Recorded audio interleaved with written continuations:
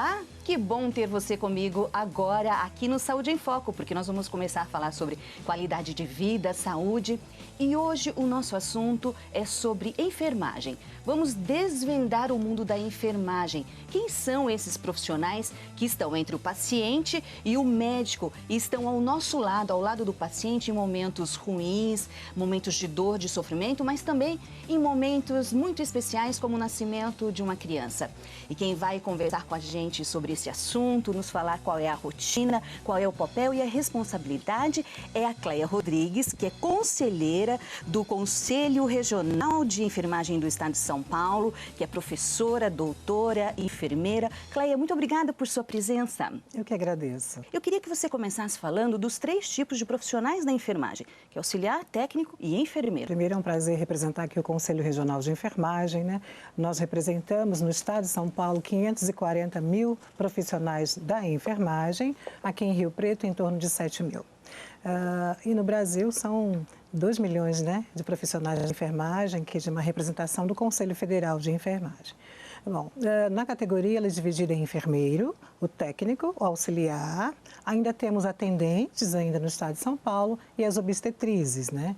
Então o enfermeiro é aquele profissional que faz um curso superior, uma faculdade, uma universidade, e ele faz 5 anos ou 4 anos, dependendo da grade da faculdade, né? Então ele tem esse nível superior. O técnico de enfermagem, ele faz um curso técnico de 2 a 3 anos, né? E o auxiliar de enfermagem, ele fazia um curso de 1 ano até 2 anos. Hoje, esse profissional, não temos mais esse curso, né? Mas ainda temos profissionais auxiliares ainda no estado de São Paulo, no Brasil.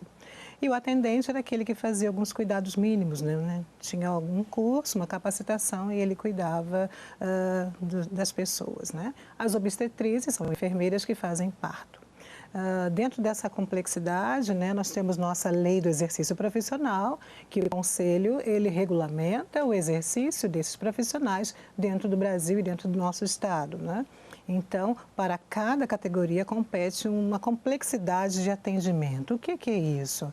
É o nível que o paciente tem de gravidade, não é? Então, o enfermeiro é aquele líder da equipe que ele organiza os serviços na enfermaria, dentro de um ambiente de consultório, né? No seu consultório particular, que ele é um profissional liberal, pode abrir um consultório com cuidados de enfermagem, né? E então ele organiza, ele gerencia toda a assistência, né? Tanto a assistência ao paciente, assim como também gerencia a unidade, como na forma geral a sua estrutura, né? E também os recursos materiais e humanos. O técnico de enfermagem, ele está sobre a responsabilidade do enfermeiro, sob a responsabilidade do enfermeiro, né? E ele executa alguns cuidados com o paciente também, com esse olhar e essa liderança do enfermeiro, né? E o auxiliar de enfermagem também, ele realiza os cuidados de banho, não é? Auxilia numa alimentação, faz um encaminhamento, anda com o paciente. Então, nós somos os profissionais que estamos ali cuidando da pessoa, do ser humano. Nós não cuidamos de doença, nós cuidamos do ser humano, na sua totalidade, né? Então, a saúde está 75% nas mãos desse profissional, desses profissionais da enfermagem. Sim, porque... Muito importante. Isso, muito importante, Jaqueline, você falar, porque nós somos a maior categoria de profissionais da saúde dentro do Estado e dentro do Brasil, né? Então, nós ficamos na enfermaria com o paciente às 24 horas. Né?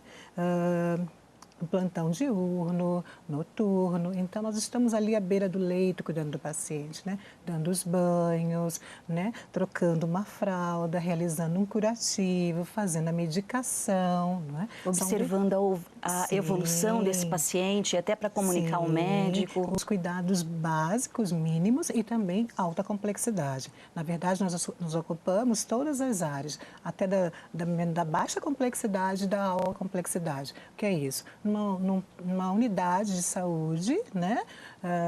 Nós atendemos os pacientes, nós somos a porta o primeiro olhar que o paciente vem, né? Nós acolhemos esse paciente. Faz o acolhimento. Isso, e a gente dá os encaminhamentos. Quando eu falo de alta complexidade, são os pacientes mais críticos, são pacientes de transplante, pacientes que estão na UTI, então nós cuidamos também desse paciente. Mas não só isso, nós temos assim, uma gama de atividades dentro do campo da enfermagem, né? Então o enfermeiro hoje ele também ocupa um espaço nas grandes empresas, né?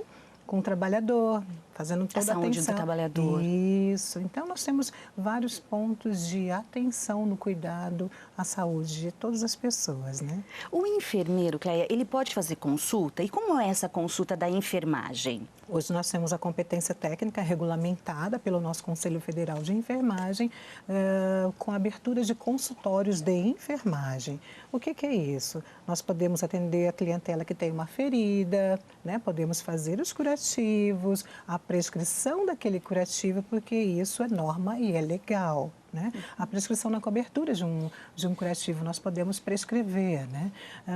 Então, podemos fazer os cuidados de enfermagem, como uma sondagem, não é? Um cuidado com uma sonda para alimentação, uma sonda vesical para remover a urina. Então, quer dizer, não há necessidade de chegar ao médico, não, porque, esse tipo de cuidado? Não, porque esses cuidados são de competência. Nós temos uma regulamentação, que é o exercício legal da nossa profissão, que nos certifica a fazer, né? Não prescrevemos remédios, né? Tem, assim, um protocolo na atenção básica, que existe um protocolo. Que aí o enfermeiro pode estar fazendo algumas atividades, né? Como coleta de Papa Nicolau, exames ginecológicos, vacinas. Né? Isso, e algumas medicações dentro desse protocolo. Algumas medicações, então, pode, dentro enfermeiro. Desse protocolo, na atenção básica. Existe um protocolo já regulamentado com a equipe médica, né? Diretor clínico, isso é regulamentado, são protocolos. Mas fora isso... Ou seja, autorizado. Sim. Né? Com segurança, então o paciente não precisa estranhar se o enfermeiro receitar uma medicação. Isso, na atenção básica, isso é protocolo. Então, isso é certificado, isso é garantido, a lei correta, né? Mas assim, e no acolhimento, é bom falar do acolhimento, porque o acolhimento ele é feito pelos enfermeiros, tanto na unidade, não é? Básica de saúde, assim como nos hospitais e nas UPAs, que são as unidades de pronto atendimento. Então, esse primeiro acolhimento é feito pelo enfermeiro, que nós chamamos de classificação de risco. Nós temos competência técnica, a nossa lei de exercício profissional nos garante atender, fazer consultas de enfermagem e classificar o paciente por grau de gravidade. E aí dar os encaminhamentos para o médico atender. Então, existe uma classificação de risco, ou seja, os pacientes mais graves serão atendidos primeiros. Né? E isso está a cargo de vocês identificarem e fazer o encaminhamento. Sim, nós temos essa... Por isso que é importante essa conversa com o enfermeiro também ser super sincera, honesta e clara. Sim. Porque às vezes o paciente fica esperando o médico. Estou aqui, estou passando com o enfermeiro, queria já falar com o médico. Isso, inclusive há pouco tempo houve uma reportagem veiculada falando sobre isso, né? Numa TV, e gerou um pouco de conflito, porque esse atendimento que é feito primeiro, que é o acolhimento ele é preconizado pelas políticas públicas, né, de humanização, e isso é feito pelo enfermeiro. Ele acolhe aquela pessoa que procura o serviço, faz uma entrevista, que é uma consulta de enfermagem, vê a necessidade da urgência do atendimento ser rápido ou se ele pode esperar, e aí é classificado dentro de uma coloração, de uma pulseirinha de cor para ele, e ele vai esperar ali. Ou se é uma urgência, ele é atendido imediatamente.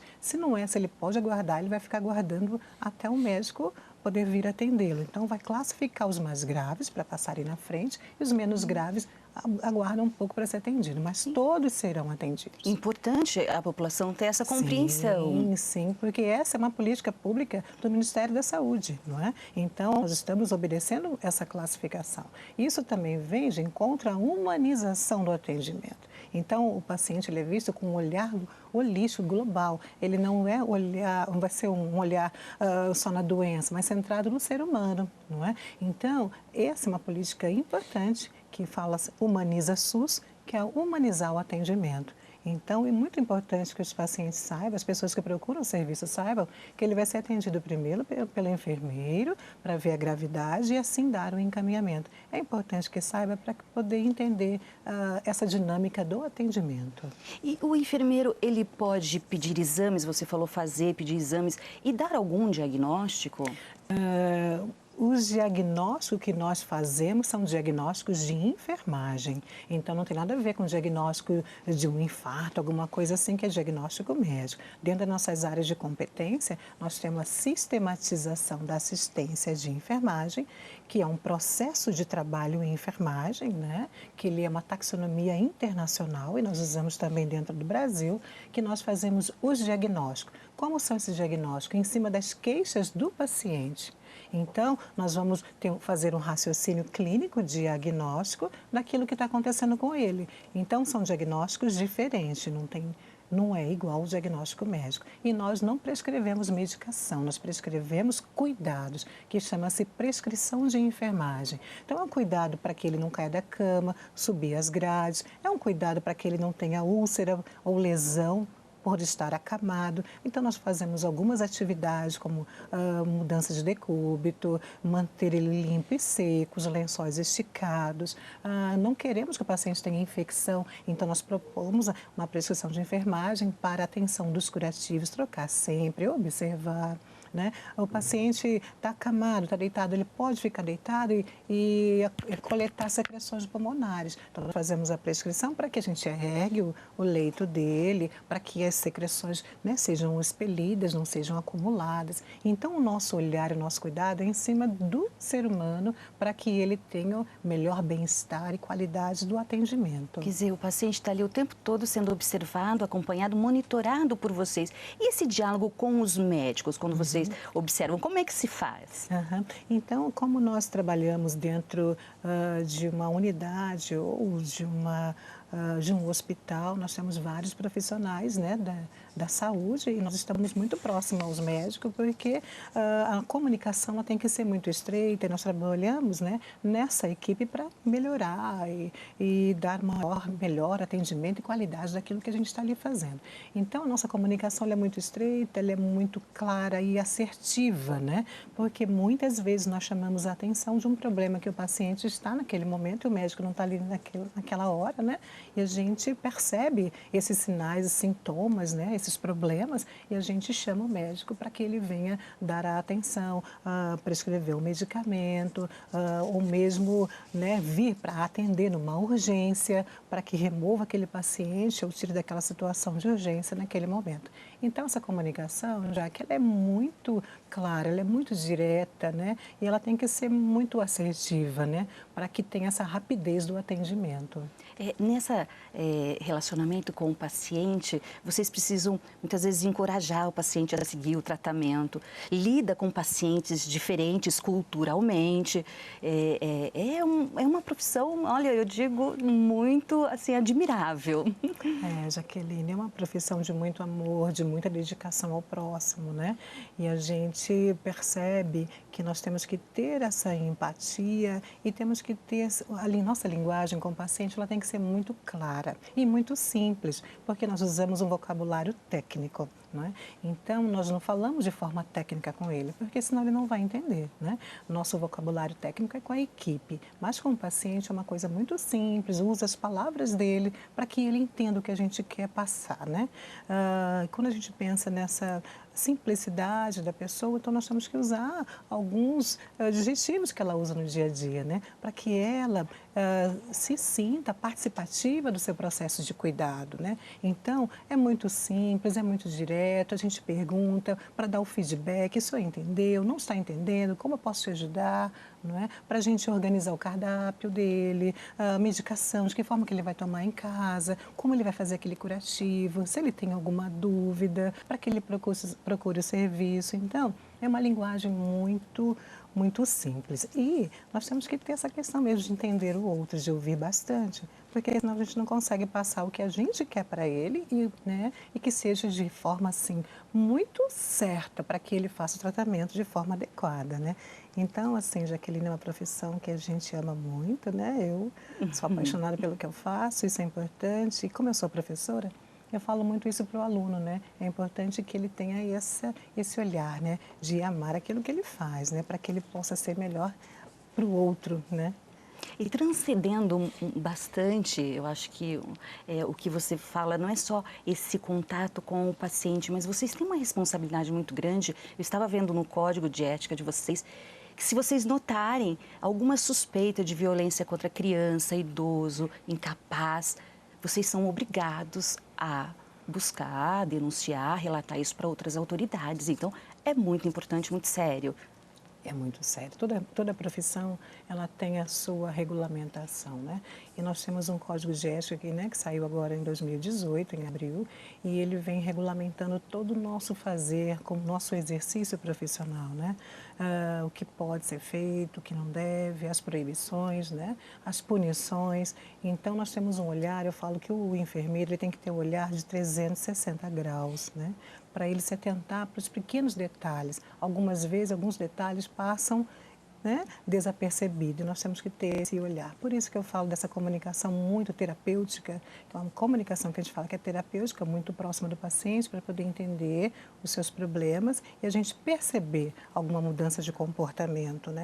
Quando você fala na violência, muita violência contra a criança, e a criança muitas vezes tem medo de falar, né? Então, a gente tem que ter esse olhar um pouco mais amplo para poder entender, né? Aquela lesão, de que forma foi feita, e a gente chamar a responsabilidade para que seja avaliado, né? E percebido se houve ou não uma Olha, violência. então até né? isso vocês têm essa função, esse Sim. papel. Muitas vezes as pessoas nem imaginam.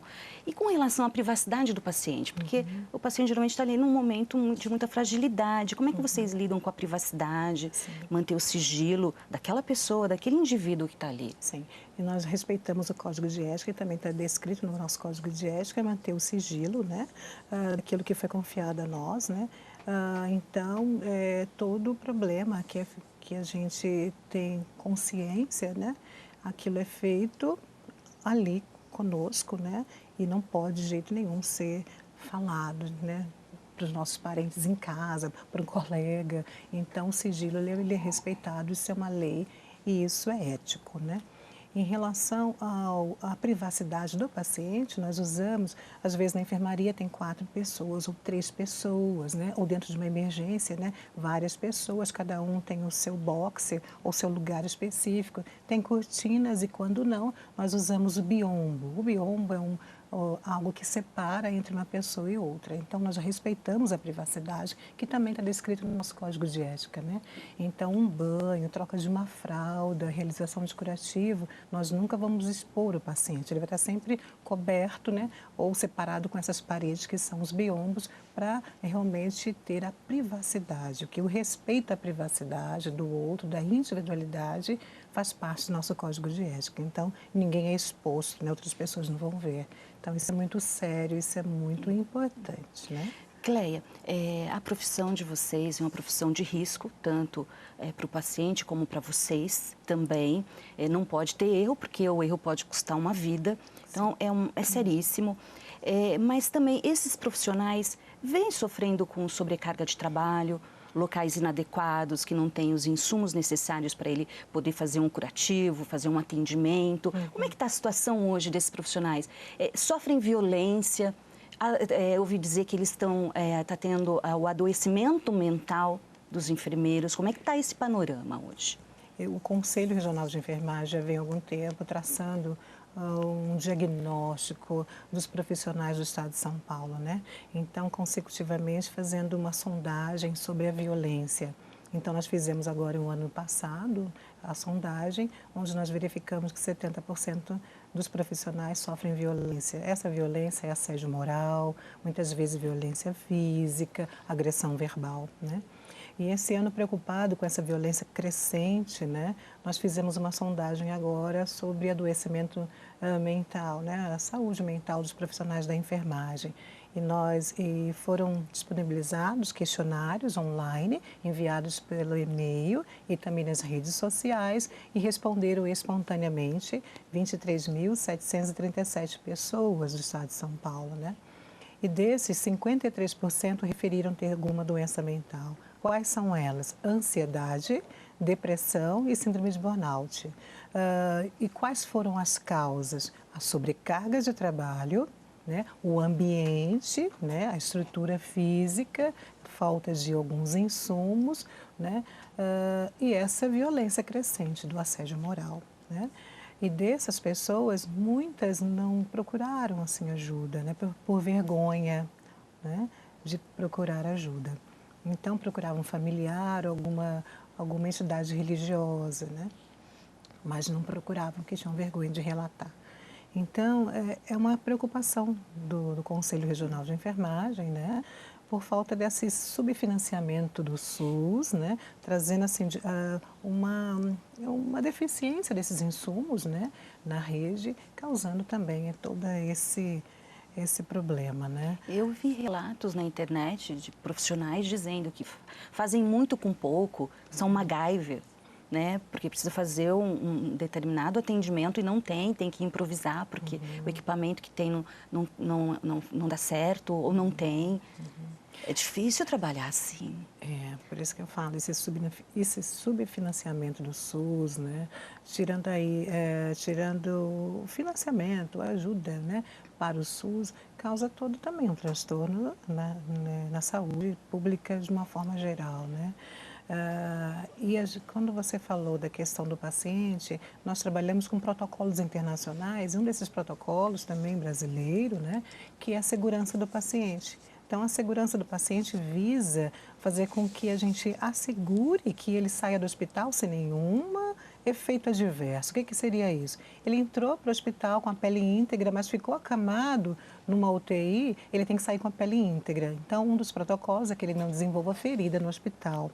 Outro protocolo é que ele não tenha nenhuma infecção. Ele internou sem infecção, ele tem que sair sem a infecção, né? Então, é um protocolo. Então, são 10 passos de segurança do paciente que a gente trabalha nesse protocolo para evitar qualquer efeito adverso. Ou seja, que ele fique numa maca, ele caia, quebre uma perna, frature um braço, ou tenha um trauma crânioencefálico. Então, nós trabalhamos com protocolo de proteção mesmo à pessoa para que ela não tenha nenhum problema internado, visto que hoje, mundialmente, né, existem vários problemas relacionados com a internação, né? Então, esse protocolo veio para diminuir esses efeitos, como medicação errada, né? Então, nós trabalhamos com esse protocolo de proteção mesmo às pessoas, garantindo a qualidade do atendimento. Quer dizer, todos esses protocolos, essas diretrizes que vocês têm que seguir, tem ali um paciente, um indivíduo que necessita de vocês e tem a família. E como é que é o relacionamento com a família? Como é que vocês lidam com isso? A enfermagem, ela trabalha com a pessoa e com a família, né? Porque ela é ente querido de alguém, né? Então a família vem junto, né? Então nós trabalhamos quando vai trabalhar no território, na atenção primária, trabalha o território, o ambiente, o bairro, né? E a família vem, né? A mesma coisa no hospital. Nós estamos lá com um doente internado, a família faz parte do processo, né? Então ela é inserida nesse trabalho, né? Nesse processo. E essa comunicação que nós falamos, né, terapêutica, ela também se dá com o paciente e com a família, envolvendo a família nesse cuidado para reabilitação, para prevenção de doenças, para o cuidado em si. Porque ela sai do hospital com toda a recomendação e ela vai ser tratada na sua casa, né? Ela vai uma vez por semana no seu médico, mas ela é em casa que ela é tratada. Então, nós damos a importância para essa família, chamamos um cuidador, aquele que vai cuidar daquela pessoa em casa e orientamos com educação, né? Educação e saúde nós chamamos, né?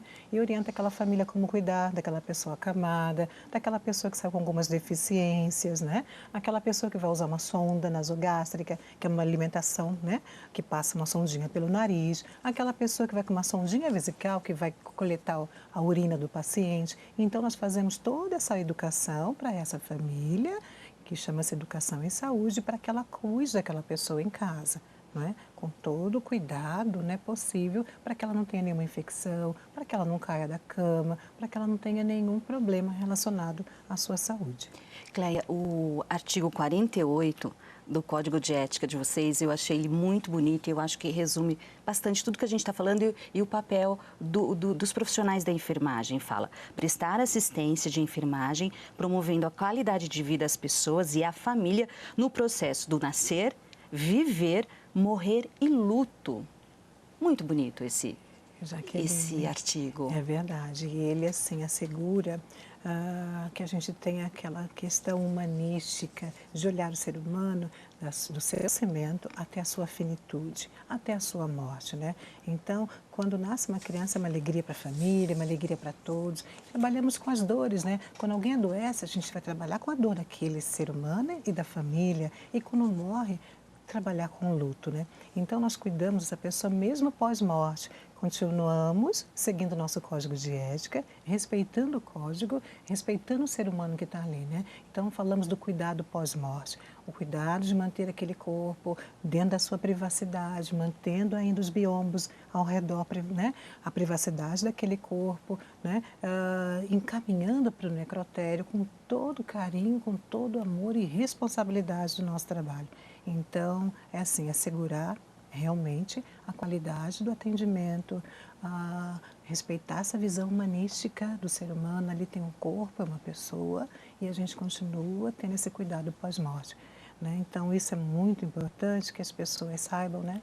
Que a gente ainda tem todo esse respeito pós-morte, né? De encaminhamento para o necrotério daquele ente que a pessoa vai receber para fazer o funeral. Até os profissionais da enfermagem estão envolvidos neste momento. Também. Imagina que só enquanto o paciente está ali recebendo cuidados. E como que vocês conseguem manter o distanciamento? Ao mesmo tempo, não ter laços pessoais com o paciente, mas também não se afastar tanto, ter um relacionamento muito frio com o paciente. Como é que vocês conseguem esse equilíbrio? Antigamente, quando eu estudei, a gente aprendia assim, que a gente tinha que ser, né? Vocês têm que ser mais, fala assim, mais frios, né? E não se envolver. Isso é impossível, Jaqueline, porque nós somos seres humanos, né? Então, a gente se envolve com a dor do outro, sim, a gente sofre pelo outro, sim, só que a gente desenvolve mecanismos de proteção, né? Porque senão a gente ia viver doente, né? Porque a gente se envolve quando chega uma pessoa politraumatizada, uma pessoa que morre, né? Alguma coisa assim muito grave, a gente sente também, né? Porque nós somos seres humanos. Mas nós temos mecanismos de defesa, né? E a gente ensina para o paciente, para os alunos, que eu tenho que ter aquele olhar de cuidado. Eu vou fazer o melhor que eu posso, né? E eu fiz o melhor que eu posso, não é? E se a gente não conseguiu salvar naquele momento com a equipe toda, a equipe médica, todas as técnicas, todos os recursos imagináveis, porque realmente não tinha condição, né? Mas fazer sempre o melhor. E a gente sempre está muito próximo a essas dores, né? Então, dizer para você que a gente não sente, que a gente não vai chorar no nosso cantinho, né? Isso seria impossível. Quando a gente deixar de sentir, de ter a sensação, temos que mudar de profissão, né? Mas usamos técnicas sim para que a gente consiga trabalhar, né? Não se emocionar naquele momento, mas sim ser assertivo, atender com segurança, com competência técnica, né? E fazer o melhor que a gente pode naquele momento. Aí eu acho que é tudo que nós que estamos do lado de cá queremos, eu, pelo menos na minha experiência hospitalar, quando fiquei com parentes internados, passando dia e noite, a primeira coisa, chama o enfermeiro. E quando chegava, o enfermeiro acolhia, acalmava, socorria. Era fantástico. A gente não pensava nem no médico, o médico depois. Mas era o enfermeiro, chama o enfermeiro para me ajudar agora nessa situação. Era fantástico. Eu acho que é isso que a gente precisa e eu acho que é isso que a gente também precisa entender do papel de vocês. Isso. Cleia, a nossa conversa foi mais do que esclarecedora, eu acho que é extremamente importante, espero que tenha ajudado quem está nos acompanhando a entender exatamente qual é o papel, a responsabilidade desses profissionais que estão ali trabalhando sob pressão, muitas vezes sem estrutura, que também tem família, sim, que também tem uma outra vida, sim, que chega ali para realmente aplicar tudo o que aprendeu e está ali, sim, com o amor, como você disse, com certeza, amor ao próximo. Com certeza, Jaqueline. Obrigada. É isso, obrigada. Nós que agradecemos, né? É só para finalizar, falar que a gente atende tanto na atenção primária, nas unidades básicas de saúde, no SAMUS, no GRAU, emergências, nas emergências, saúde mental. Na saúde mental. Então, nós estamos em todos os lugares que tem um paciente para ser atendido. Numa unidade hospitalar tem um enfermeiro, porque isso é uma resolução e tem que ter um enfermeiro. presente nesse local e também junto com a equipe médica, né? Então, nós trabalhamos com dimensionamento também, Jaqueline. O dimensionamento é fazer um cálculo de quantos profissionais necessitam para atender aquele número de pacientes naquele local. Então, para isso é o quê? Assegurar a qualidade do atendimento. Então, nós pensamos administrativa, né? Isso. Uma função administrativa também. Isso, para que a gente tenha assim, um número exato de profissionais para cuidar daquele número de pessoas que estão aqui. Vocês são o cérebro de unidades de saúde, do cérebro, essa coisa da estrutura, infraestrutura. Sim, nós estamos desde a gerência, do responsável técnico, de ponta a ponta, unidade, administrativo, tem até enfermeiros hoje que são administradores de hospitais, né? E aqui nós temos vários exemplos, né? Aqui na nossa cidade, na nossa região, né? Muitos enfermeiros ocupando cargos de secretários de saúde, né? Muitos enfermeiros, grandes administradores, né? Que são gestores, né? Enfermeiros que estão atuando como empreendedores. Então, nós temos várias áreas de atenção, né? Sim. Cleia, muito obrigada. E a nós, assim, é só deixar o nosso respeito à profissão de vocês, que é muito bonita. Obrigada. Obrigada, gente. E obrigada a você que nos acompanhou hoje no Saúde em Foco. Nós falamos sobre os profissionais da enfermagem, como eles são importantes, estão entre o médico e o paciente, são importantes na recuperação do paciente, no tratamento e merecem todo o nosso respeito. Nós conversamos com a Cleia Rodrigues, que é conselheira do Corém. Muito obrigada por sua atenção. Se você quiser assistir novamente este programa, a gente está lá no YouTube. Só procurar TV Câmara Rio Preto, a playlist é Saúde em Foco.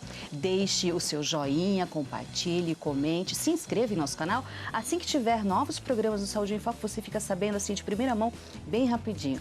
E se você está nos assistindo pelo YouTube, de onde você estiver, em qualquer parte do mundo, muito obrigada por sua atenção e seu carinho.